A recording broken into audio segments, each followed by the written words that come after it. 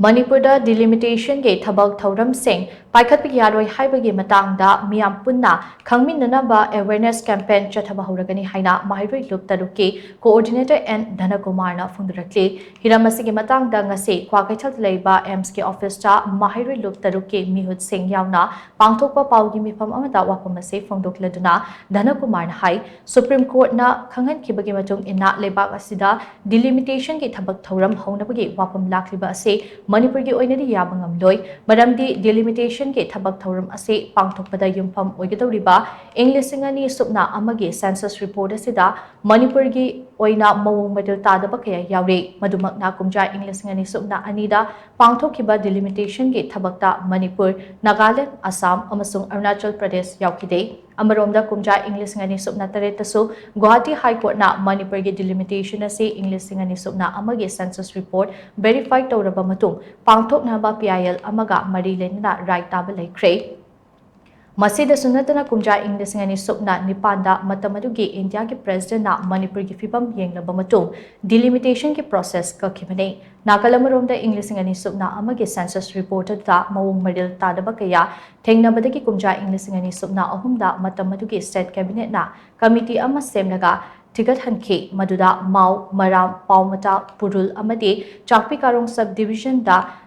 Chathaba Yaroidaba report saying Tengna Kibagi Wapam Lady Bene Madumakna Kumja Englishingani Subna Amagi census report do Miam the Yaba Oikide Amarunda Kumja Englishingani Kunda Matamatuke Chief Minister Notama Birena Botter Lising Humfutara Mangarom electoral roll the gate Kaki Haiba Wafam Media Gi Kutangda Fundok Palake Housing State Asida illegal immigrants Singna India Ki card Paidna electoral roll da Yarapa Amadi Tonga Tonganba Kudung Chaba Kaya Lauraga Lady Bene Fiba Masida delimitation Taurakpa haibasi achumba khongthang oiroi Manipurda delimitation ke Thabak thouram sing karigidamang tauba yaroi dauribano haibagi matangda meeyam punna khangminnanaba awareness campaign ama Maheiroi Lup tarukna silaga pangthoklagani masida Maheiroi khunai amadi meeyamga tanadna state asida delimitation tauba yaroi haibagi makhataba Thabak thouram sing junction gani haina Dhanakumar na makatana phongdokhi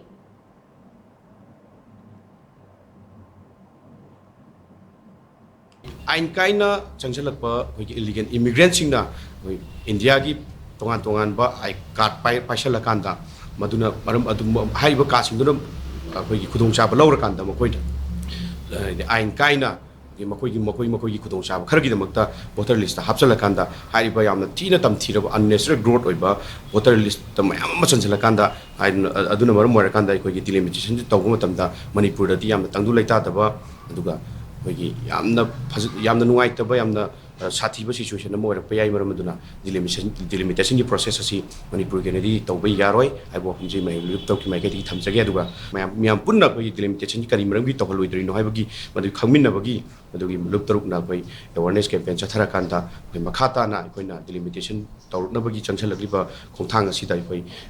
koi lamdam asigi Maheiroi khunai amadi tongan ba koi lamdam asigi koi peoples ko koi praja ga tanara kanda masigi chap chaba achep phirep amagaloina na hariba delimitation process tawba yaroi haibagi madugi makhata ba steps sing makhata na changchalakani